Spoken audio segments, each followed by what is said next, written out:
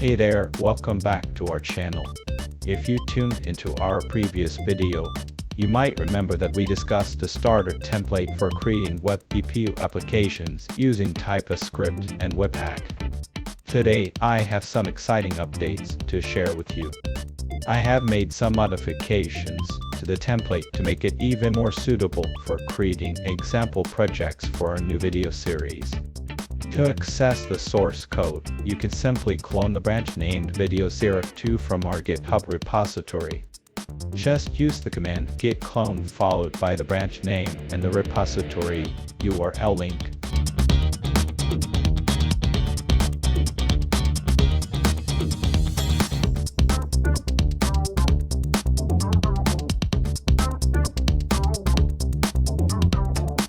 You can now open this package using Visual Studio Code. You can see that inside this template, you will find two projects. The first one is all about displaying WebGPU information, giving you insights into your WebGPU environment. The second project focuses on frame rates and rendering time, helping you optimize your WebGPU applications for a smoother experience. To ensure that all the required npm packages are installed, run npm install in your terminal. This will save your time and set up the necessary dependencies for our WebGPU applications.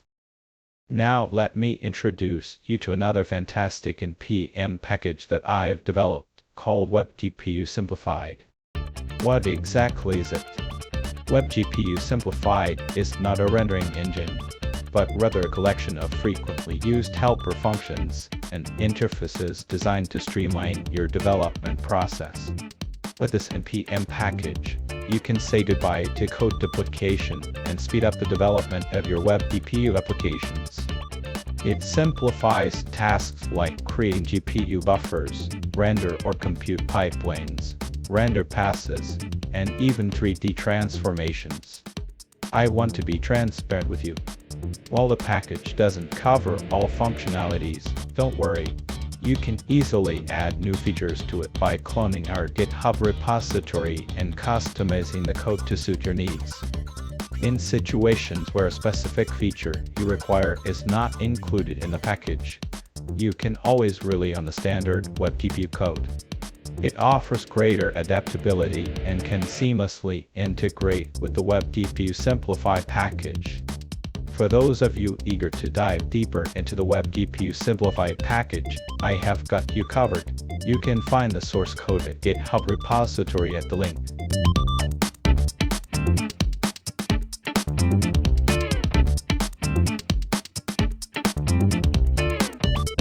You can also find a comprehensive user manual at this link.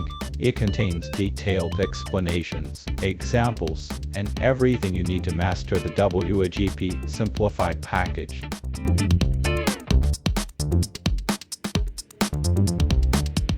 As you can see from the package.json file, the WegGPU-Simplified package is already installed.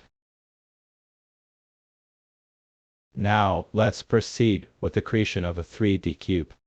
To assist us with this process, I have included a TypeScript file called vertex data within the common folder. This file holds the necessary vertex data required for constructing a 3D cube in WebGPU.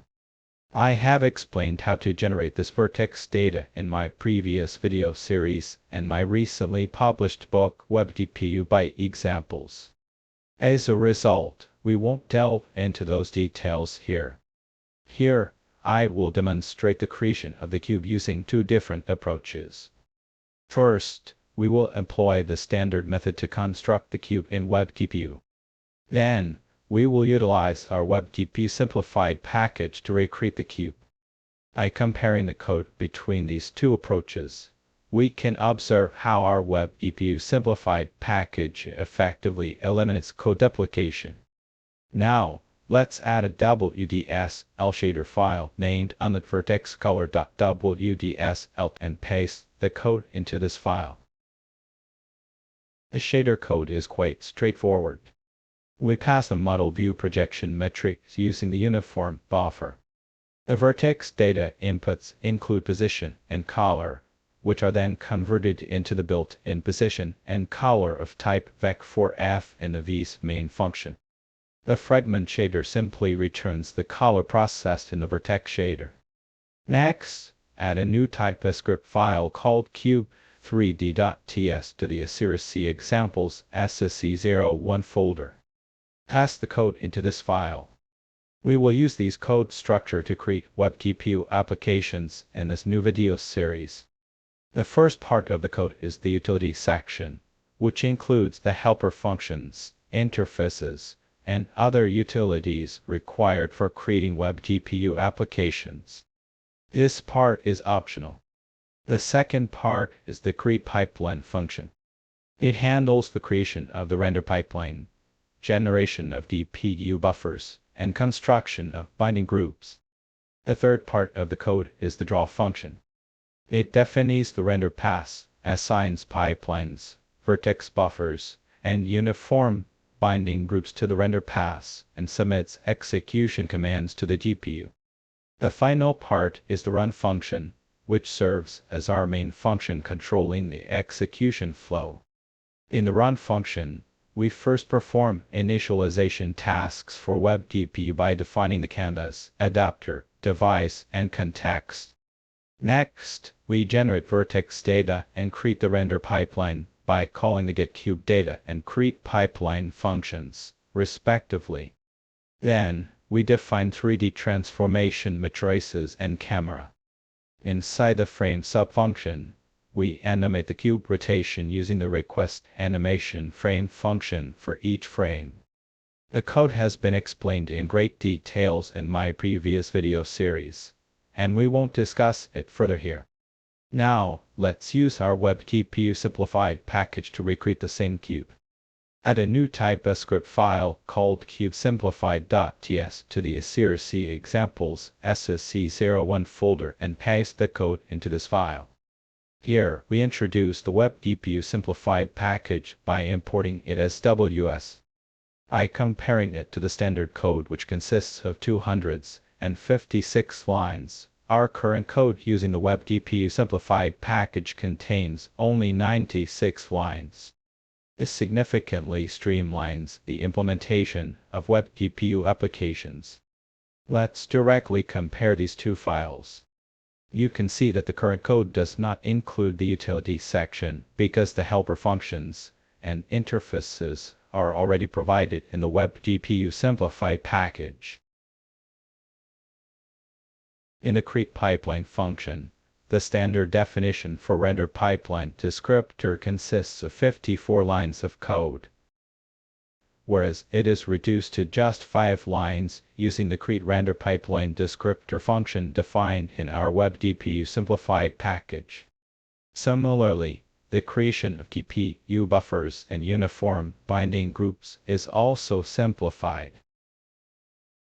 In the draw function, the definition for the render paths is also simplified, reducing it from 14 lines of code to just 3 lines.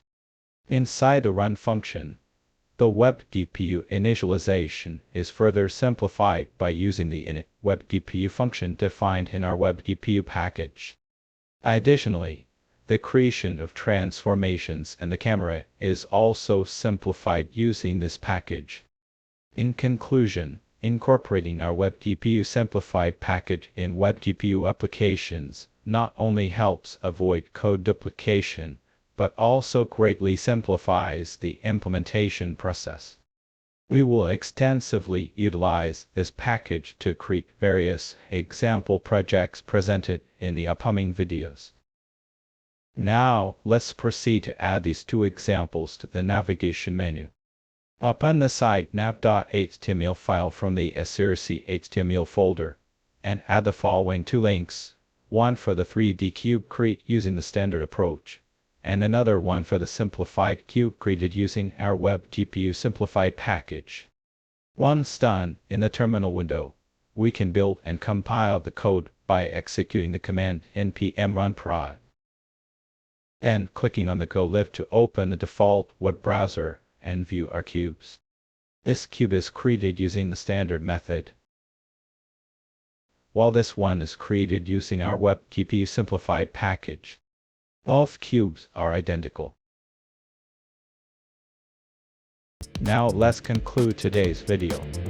In the next installment, I will demonstrate a 3D sphere example to illustrate how to update GPU buffer.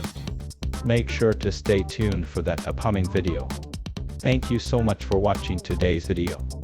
I hope you found it informative and helpful for your WebGPU development journey. If you enjoyed this video, please give it a thumbs up and subscribe to our channel for more exciting content. If you have any questions or comments, feel free to leave them down below. Until next time, happy coding!